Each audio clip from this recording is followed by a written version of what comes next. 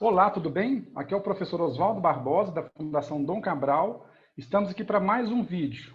Hoje vamos falar sobre gestão de projetos com um convidado aí muito especial, que é o Cristiano Moura, do Child Fund, uma organização internacional aí muito reconhecida na área de desenvolvimento de programas e projetos sociais no Brasil e no mundo. Então, muito bom ter você com a gente aqui, Cristiano, hoje. Ele que já tem seus 20 anos aí de experiência nessa área, então com certeza, né, teremos aqui boas reflexões, boas dicas e, acima de tudo, conversar com quem está no dia a dia das organizações ali. Então, isso é muito bom. O Cristiano, que é mestre em geografia, também é doutorando agora em geografia, continuando aí os seus estudos. Bom, Cristiano, seja bem-vindo. Obrigado mais uma vez em nome da Fundação Dom Cabral. Por favor, né, quero que você, né, se apresente aí também, fala um pouquinho dessa sua trajetória nessa área social, que é muito importante para a gente te conhecer um pouquinho melhor. E Oswaldo, quanto tempo, né? Agora com essa pandemia, a gente tem conversado somente pelas vias virtuais, mas novamente é um prazer, né, conversar com você, a gente falar um pouco sobre gestão de projetos, que é algo que a gente ama, é algo que a gente gosta e é algo que a gente busca cada vez mais profissionalizar. Bom, dentro da minha carreira, você falou dos 20 anos, né? Durante todo esse percurso, algo que eu quis e que eu achei sempre muito importante era trilhar um caminho. Não existe, né, aquele gestor de projetos pronto. Ninguém faz uma faculdade e está pronto para ser gestor de projetos. Ninguém faz um mestrado, ou seja qual for o curso, e está pronto para ser um gestor de projetos. A gente precisa dosar a teoria e a prática daquilo que a gente estuda, daquilo que a gente faz a todo momento. E foi nesse sentido, né, que às vezes muitas pessoas perguntam assim: Cristiano, então você está na área social já há tanto tempo, mas me explica por que a geografia? Né? Porque muitas vezes as pessoas acham que o papel do geógrafo é só dando aula, né? E o geógrafo ele tem um papel muito sistêmico.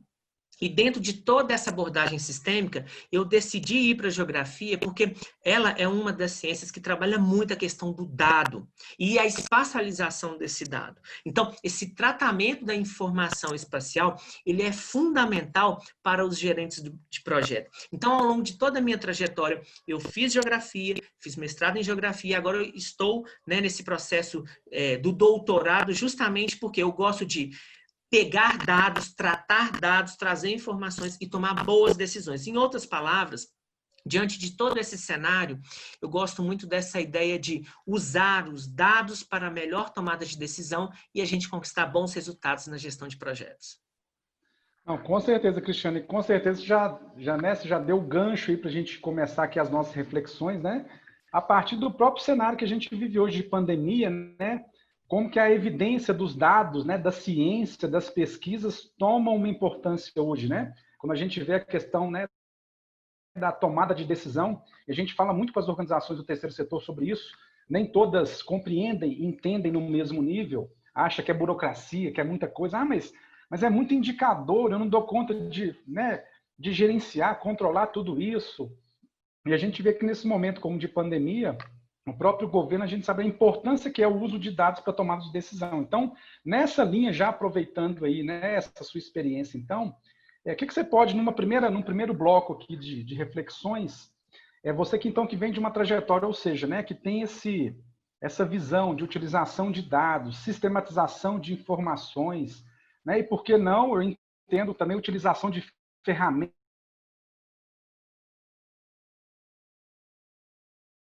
né? Você que é um profissional também, que esse standard, né?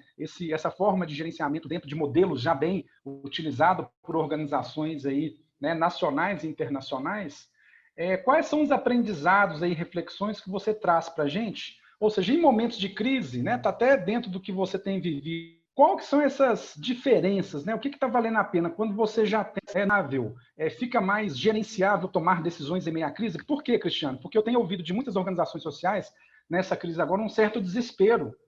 Mas quando eu começo a querer entender, eu falo assim, mas cadê seu planejamento? Cadê seus indicadores? A informação estava na mão, estava sendo controlada, e a gente percebe que muitas ainda tinham dificuldades, né? Então, eu queria que você trouxesse essa experiência aí sobre essas vantagens e benefícios, e quando você já tem essa cultura do uso desse tipo de ferramentas ou dados.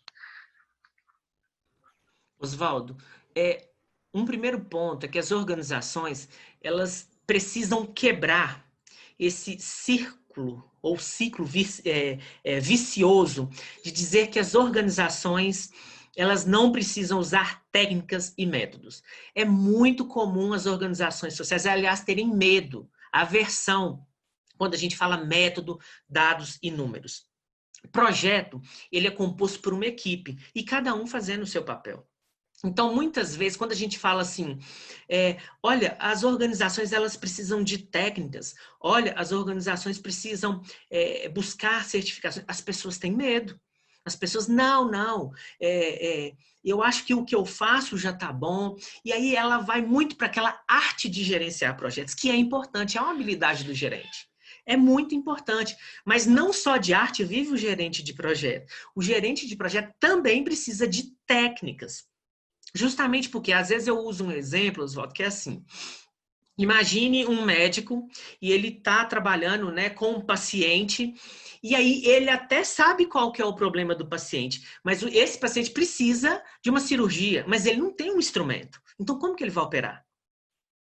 Ele pode saber, ele pode ter técnica, meios de cuidar desse paciente, mas ele vai ter dificuldades. Diferente daquele médico, que ele não só tem essa teoria, essa arte, mas ele também tem a instrumentalização. Quando um gestor de projeto ele tem as ferramentas, os instrumentos na mão dele, ele vai ser muito mais assertivo. Ele vai saber tomar decisão. É um gerente que ele não vai ficar inseguro. É um gerente que, quando ele chega para tomar uma decisão, e uma gestão, às vezes numa gestão compartilhada, ele tem tudo em mãos. Então, é super necessário as organizações entenderem que, quando a gente fala métodos e quando a gente fala de técnicas, eles entenderem que isso não é algo hoje que é tão distante que eles não possam ter. As ferramentas hoje, principalmente na área social, Oswaldo, e a gente sabe disso, elas foram adaptadas, otimizadas para um público muito simples. Aqui ninguém vai precisar de grandes softwares, tratamento de dado do mais alto nível para gerar uma informação. E a gente sabe que na área social, hoje, é possível você começar o tratamento de um dado escrevendo com um graveto num chão de terra. Então, isso hoje possibilita o gerente de projeto a ser mais assertivo. Então, as organizações, elas precisam se atentar que nós entendemos a importância da arte de gerenciar projetos, mas, muitas vezes, se a gente ficar só na arte, que é muito importante, mas a gente vai continuar sendo reconhecido como uma área amadora. É uma área que faz com boa vontade, é uma área que tem uma boa intenção, mas é uma área, Oswaldo, que na hora que você vai fazer um cronograma financeiro, não sabe usar técnica, e técnica simples, porque às vezes a gente fala, né, na área social, quando fala de finanças, as pessoas têm medo. Por exemplo, eu não tenho a informação financeira, mas as técnicas financeiras, elas me ajudam a ter o mínimo possível de condição para já analisar junto com uma pessoa que é da área. Então, acho que a gente precisa quebrar isso de que instrumentos, ferramentas, são coisas muito distantes da realidade das pessoas que trabalham com projeto social. Não, muito bom, Cristiano. Assim, você falando, eu fico me lembrando, eu não vou falar que é todo dia, mas sempre alguém me liga, né? Como a gente atua no terceiro setor, aquela pergunta clássica, eu acho que devem te ligar também, que é mais ou menos assim, né, Oswaldo? Né, eu tô com, nossa, acordei hoje aqui, eu sonhei com isso, eu quero ajudar o próximo, eu quero, né, enfim, contribuir para um mundo melhor. Eu quero abrir um projeto social, quero abrir uma associação, você pode me ajudar? Que dica que você me dá, né? Enfim, dentre as mais diversas, eu faço a primeira, que é mais ou menos assim, nossa, que excelente. Quanto que vai custar isso por ano? Você tem um número na cabeça aí? Vai custar 10 mil por ano, 100 mil ou 1 milhão? Aí a pessoa já fica com aquele silêncio assim, não, mas espera aí. Não, mas eu não pensei nisso. Eu falei, não, tá, então pensa no número. Segundo, de onde virão as fontes de recurso para, né, fazer tudo isso que você quer? Aí a pessoa já começa a dar aquela, né? Mas, ou seja, né, o que você traz aí eu queria te ouvir um pouquinho assim. Então, ou seja, então a gente tem que realmente quebrar esse paradigma. Você frisou muito bem aí, e é bom a gente falar aqui, né, até por estar na Fundação Dom Cabral, uma escola de negócios, a gente sabe muito bem disso, que hoje já tem muitas ferramentas adaptadas para o terceiro setor. A gente também já passou daquela época de falar que é pegar ferramentas empresariais empresariais e colocar nas associações, que também às vezes tem uma certa discussão sobre isso, se é o melhor caminho ou não, mas como você mesmo disse, já tem várias ferramentas adaptadas. Mas eu queria te ouvir ainda assim, nesse primeiro ponto, ou seja, nesse período de crise agora, né? Com certeza, né? A gente tem cortes dos mais diversos tipos de projetos, enfim. Ou seja, tendo essas ferramentas, querendo ou não, você tem uma, você usou a palavra segurança, né? Você busca uma maior segurança para a tomada de decisão, é isso mesmo? Exato. E assim, tomar decisão sem dado é muito complicado. E aqui é muito importante deixar claro que quando a gente fala dado, a gente não está falando só de número. O dado ele pode ser quantitativo, ele pode ser qualitativo. E muitas vezes é assim. Eu conheço várias organizações, Oswaldo, que elas, às vezes, o gestor de projeto, ele entende muita coisa, mas não tem sistematização, não tem isso escrito em lugar nenhum. E muitas vezes fazem projetos exitosos, projetos que são considerados projetos de sucesso. Mas, no entanto, chega uma hora que correm riscos, porque existem os projetos de baixa complexidade, projetos de média complexidade e os projetos de grande complexidade. Por exemplo, imagina agora, nesse momento de pandemia, com a Covid, os projetos se tornaram muito mais complexos do que a gente imaginava. E agora? É tão simples assim? Se antes a gente estava, né, face a face com o beneficiário ou com o participante do projeto e a gente já tinha dificuldade, imagine agora que a gente nem sabe onde está, que não tem um acesso adequado e que a gente vai muitas vezes fazer ou pelo menos tentar contribuir para alguma mudança social, né, para o impacto virtual. Então, olha que projeto complexo. Agora, imagina o que é. Ainda assim, você viver nesse contexto, ainda sem instrumento, sem dado, sem informação. Porque a gente tem que reconhecer que nós somos sujeitos de um projeto que a gente não tem domínio sobre o contexto. Projetos sociais são assim. Eles não estão debaixo da nossa alçada, onde a gente consegue resolver o problema. Né? E aí eu lembro lá que a gente falou muito, né?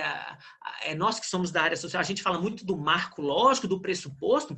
Existem coisas que eu não tenho, está fora do meu ambiente de controle. Ainda que eu faça várias ações, eu posso mitigar os riscos, eu posso mitigar os problemas. Então, o gerente de projeto já trabalha num ambiente complexo. Agora, como trabalhar num ambiente complexo onde você não tem nenhuma informação para tomar decisão? Ah, Cristiano, mas está tudo na minha cabeça. Olha, não podemos ser o gerente de projeto que acha que só do que está na nossa cabeça a gente vai tomar boas decisões. É impressionante, Oswaldo. Eu trabalho nessa área há 20 anos.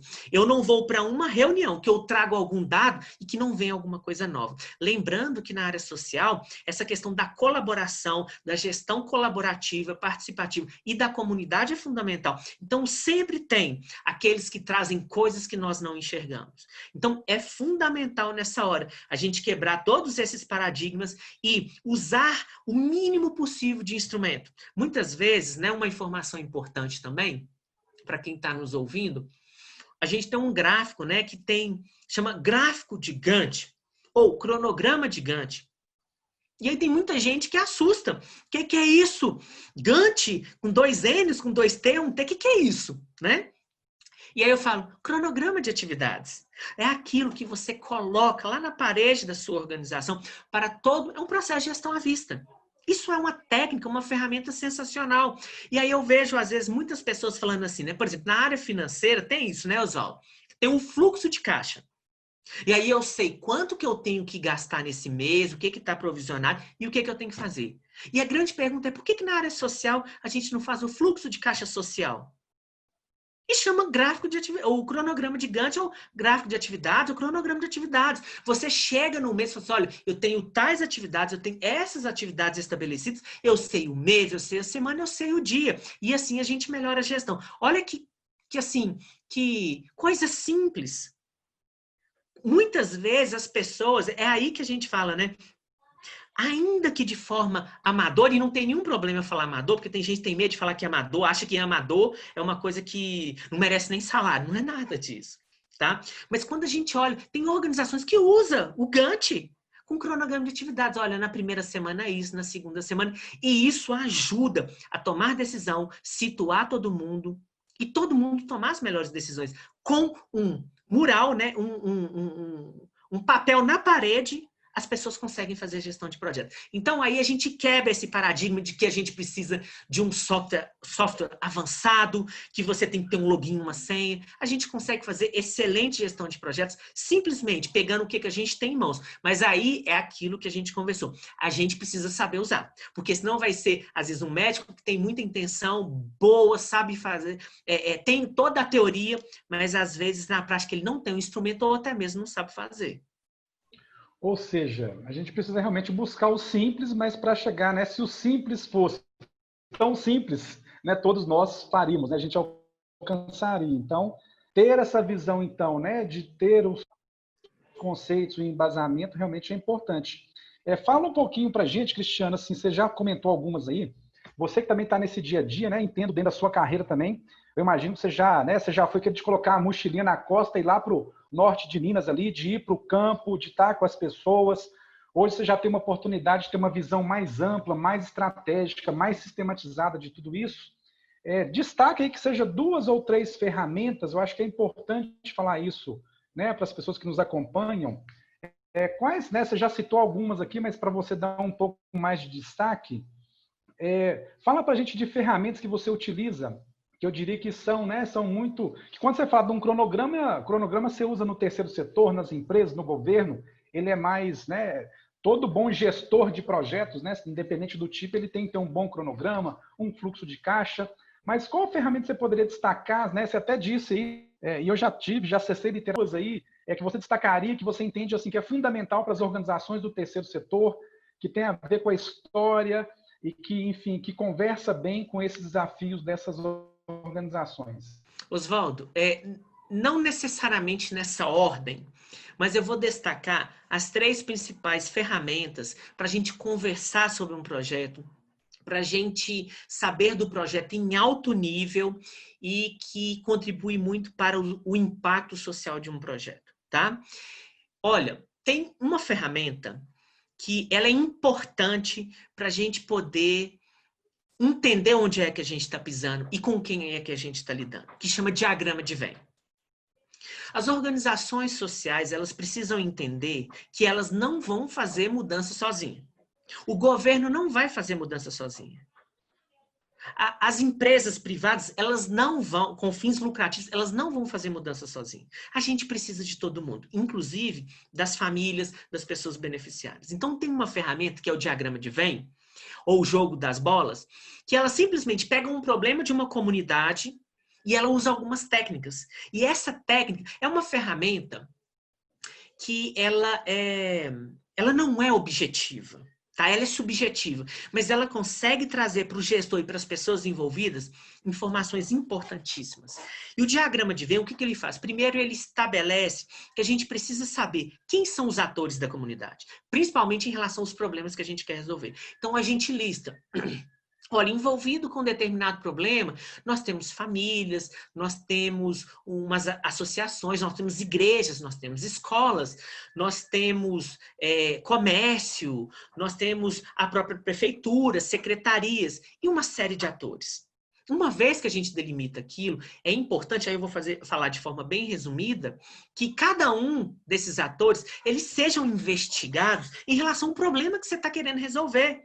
Investigados em que sentido? É saber qual que é a influência. Por exemplo, se você está resolvendo um projeto, se você está criando um projeto, se você está criando um projeto e esse projeto tem como objetivo reduzir a violência, a rede, vamos dizer assim, os traficantes, eles são os atores ali que têm uma ligação, uma conexão muito forte com a situação.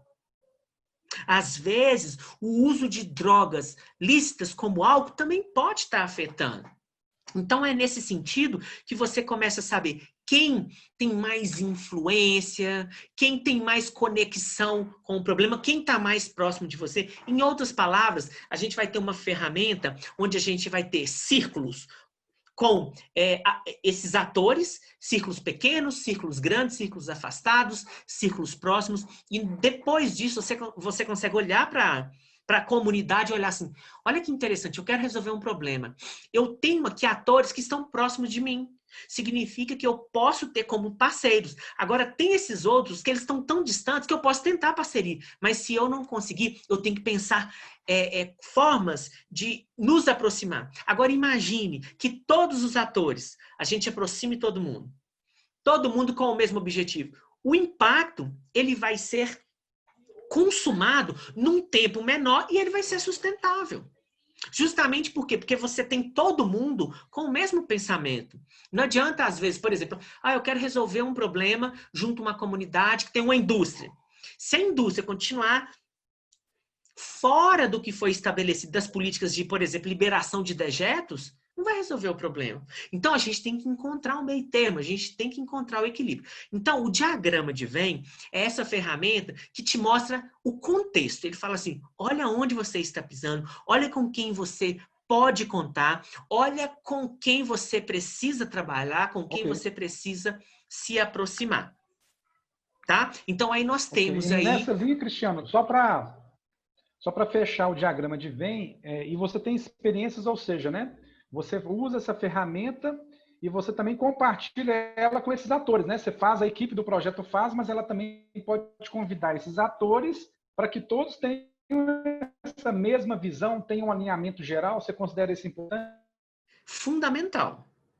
Fundamental, Oswaldo, porque é o seguinte, um projeto social, às vezes as pessoas me ligam me perguntando assim, Cristiano, eu estou escrevendo um projeto aqui e eles estão perguntando como que eu vou fazer esse projeto sustentável. Olha, um dos princípios para que um projeto seja sustentável é o público que vai participar naquele ambiente, desde o início ele esteja na concepção do projeto. Se ninguém percebeu ainda, o diagrama de Venn é uma das ferramentas que vai nos ajudar a ter a concepção ou ter o início de um projeto. Então, a participação desses atores é fundamental, e isso que você falou é importante. Por quê? Porque dentro de um problema que nós temos numa comunidade, quando eu levanto vários atores, em seguida eu vou falar de uma ferramenta que vai nos ajudar a dizer o seguinte, Oswaldo, você trabalha em determinada organização, você pode contribuir para resolver o problema com essa fatia, essa outra organização com essa outra, cada um com sua habilidade, com sua expertise. Porque olha o que acontece muitas vezes hoje. Isso aqui é responsabilidade do governo, então eu cruzo os braços e o governo se vira. Não é assim. Isso aqui já tem uma ONG que faz, vai lá e faz. Não é assim. Cada um tem que cumprir o seu papel. Cristiano, né? A gente usa muito assim, né? Também não junta, mas não os objetivos, né? Então, unidos venceremos, mas assim, vamos alinhar as expectativas, objetivos. Não, muito bom. Vamos lá, outra ferramenta que você destacaria aí. Tá, eu vou inverter aqui, que eu vou deixar o melhor para o final, a que eu mais gosto, tá? Nós temos uma outra ferramenta também, que é o marco lógico.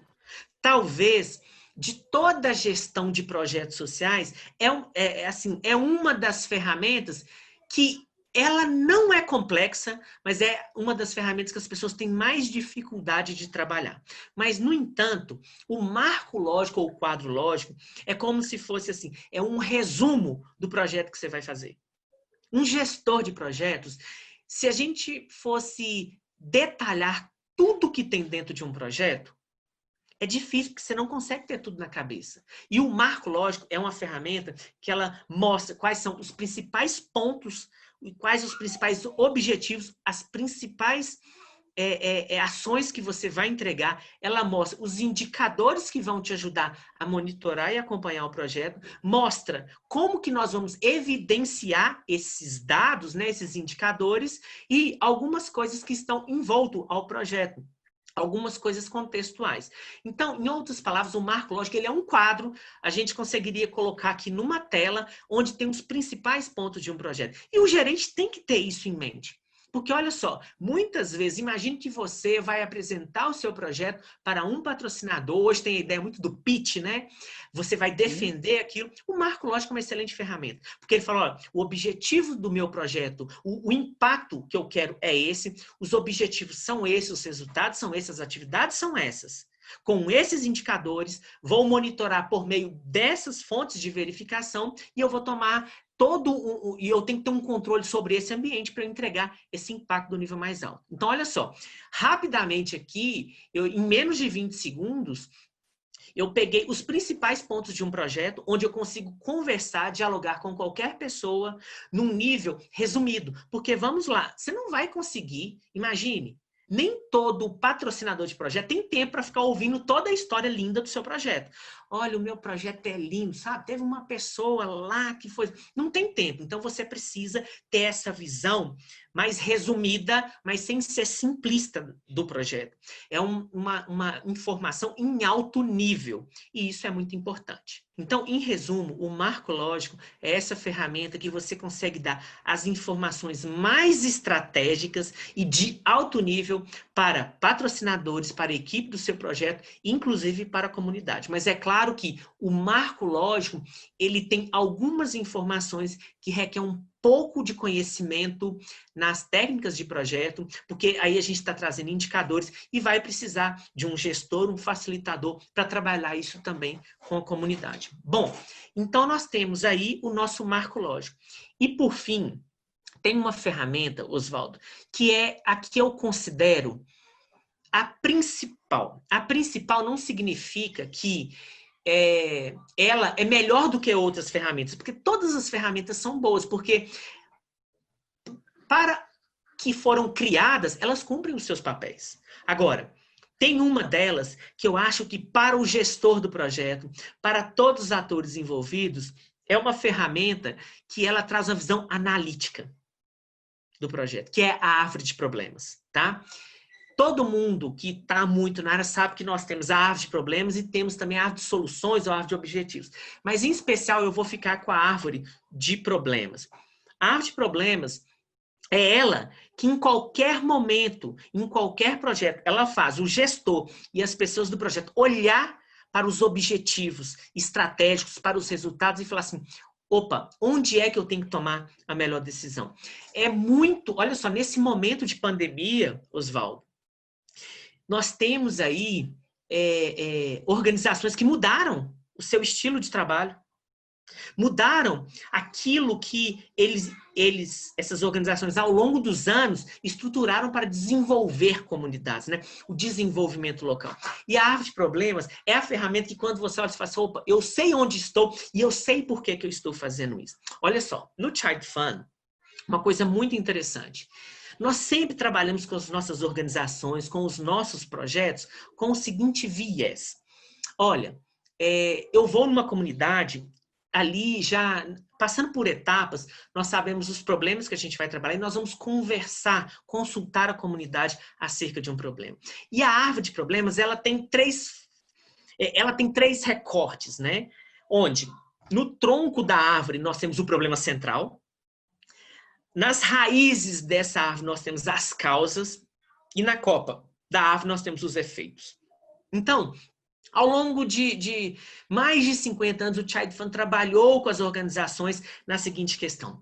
Todas as vezes que nós fazemos uma análise de causa e consequência, utilizando a ferramenta árvore de problemas, nós sabemos que nas raízes tem as causas do problema e na copa da árvore nós temos os efeitos. E a gente sempre frisou para as organizações assim: pessoal, não há problema na hora de escrever um projeto você elaborar e escrever mediante as causas ou os efeitos. Mas nós que somos da área social, nós precisamos priorizar, trabalhar com as causas, né? É o que está na raiz do problema. Porque quando você trabalha com as causas, raízes do problema, você está fazendo desenvolvimento social, desenvolvimento local. Quando você trabalha com a copa, ou seja, com o efeito do problema, você está remediando. Ou seja, você está resolvendo um problema atual e aquilo vai continuar, porque existe uma causa. Às vezes eu brinco com as pessoas, né? Um exemplo, que eu falo da sinusite. Ah, ok, eu estou com sinusite. Aí eu vou ao médico, né? Ele fala, toma X remédio. Aí eu tomo o remédio. Resolveu o problema? Resolveu o problema da minha dor de cabeça, do meu incômodo. Mas se eu volto para minha casa e continuo com poeira, continuo com ar-condicionado sem manutenção, eu não resolvi o problema. E projeto social é a mesma coisa. Então, a árvore de problemas, ela mostra para o gestor assim, olha, o meu projeto tem que focar na causa e não nos efeitos. Ah, Cristiano, então você quer dizer que eu não posso trabalhar no efeito? Não foi isso que eu disse. Eu disse que a primazia, o que é primário no seu projeto, tem que estar na causa.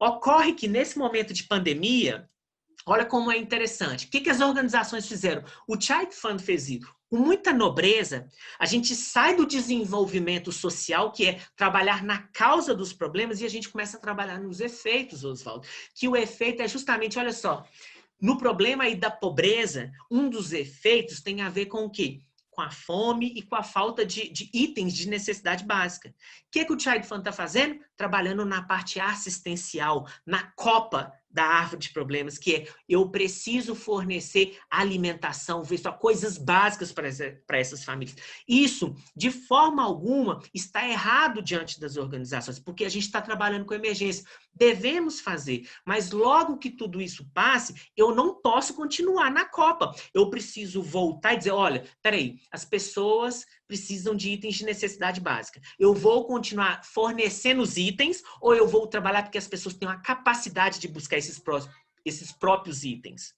E aí a gente trabalha no desenvolvimento social. Agora, só é possível fazer essa análise que a gente fez aqui, se eu estou trabalhando com efeito ou com causa, se eu uso uma ferramenta. Não adianta o gestor de projetos. Olha que legal, que lindo. Ele tem uma ferramenta e um detalhe muito importante que você chamou a atenção no diagrama de Venn.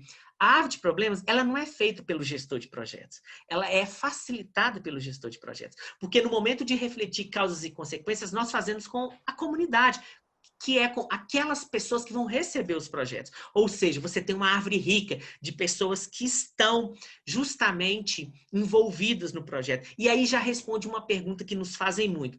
Você tem um lindo projeto, aí você leva para aquela comunidade e você impõe aquele projeto, eis aí uma ferramenta, árvore de problemas, que ela quebra esse paradigma, porque, na verdade, a gente pega toda a nossa informação, todo o nosso estudo secundário e, de forma primária, nós vamos conversar lá com a comunidade o seguinte, olha, nós temos quais os problemas que aqui existem, o que causa isso, e nós vamos trabalhando desde já essa questão colaborativa, participativa, a gente desperta sim. Esse senso analítico junto com as organizações. E aí sim a gente pode contribuir para um impacto. Não, Cristiano, né? Tivemos uma aula aqui agora de árvore de problemas, assim, muito bom.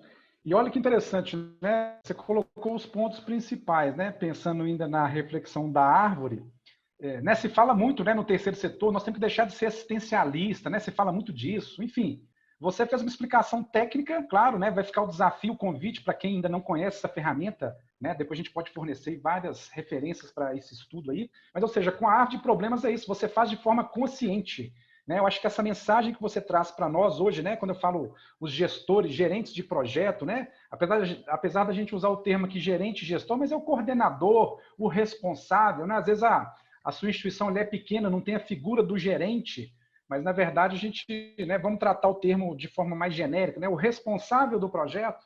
Então, realmente, a árvore de problemas ela dá essa condição. Ou seja, quais são, eu costumo dizer isso muito, né, quando a gente vai fazer cursos, né, na comunidade, ali você tem pessoas com diversos perfis. Eu uso uma expressão popular que é o seguinte, né? A gente ataca o mal pela raiz. E a árvore de problemas é um pouco disso, né? Por que está acontecendo esses problemas na comunidade? Então, você fez realmente uma boa explicação, um bom destaque. E em momentos como esse de pandemia é isso, né? Nós temos que colocar comida na mesa. Tem que resolver essa questão agora. As instituições fazem o trabalho, mas passou a crise, passou o momento, peraí, por que a comida não está chegando nesse lugar? Usando esse exemplo que você trouxe. Então, né, muito boa explicação. Então, ou seja, em resumo, né?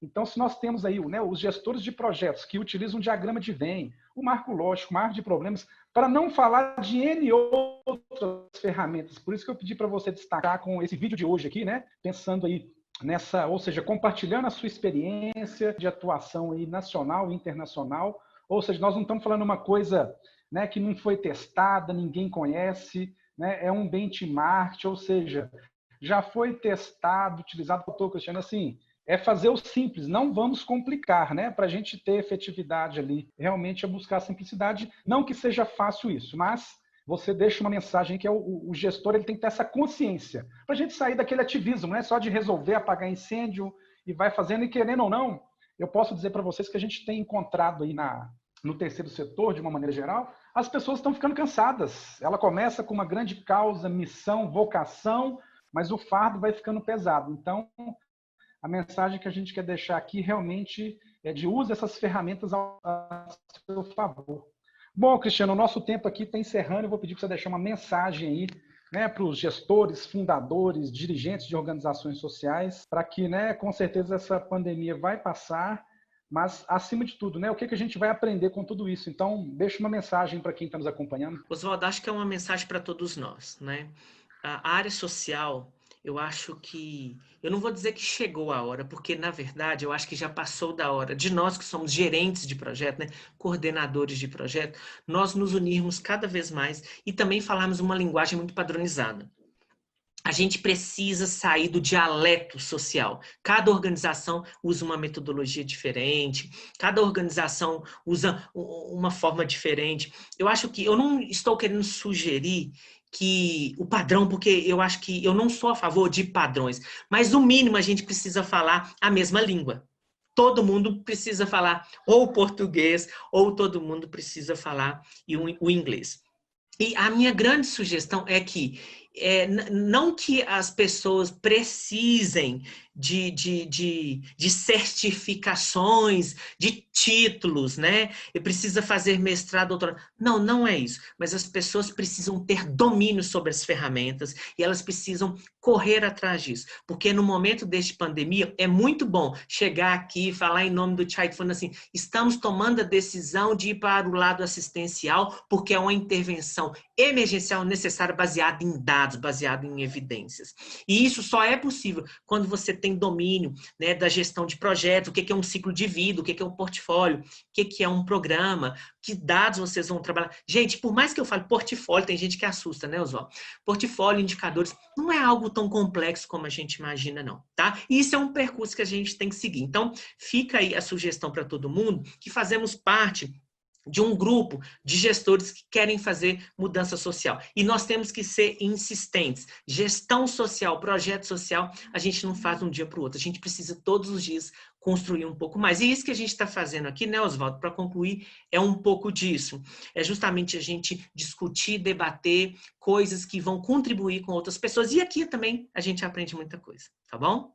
Ok, Cristiano, né, muito obrigado aí pelo seu tempo, né, todas as suas palavras aí, com certeza trazendo aí, né, essa experiência de quem realmente está no dia a dia. Deixo o meu abraço aí para toda a equipe do Child Fund, né, para todos envolvidos aí. E como eu sempre termino aqui os meus vídeos, assim, terceiro setor, né, é paixão mais gestão, é igual ao impacto social. Então, vamos colocar o nosso coração à frente disso tudo, isso que nos faz sentido, é o nosso propósito, mas vamos também, sim, utilizar das ferramentas, aproveitar de todas essas tecnologias e possibilidades para realmente levar o melhor resultado possível. Então, um grande abraço a todos, até o nosso próximo vídeo. Um abraço, tchau, tchau.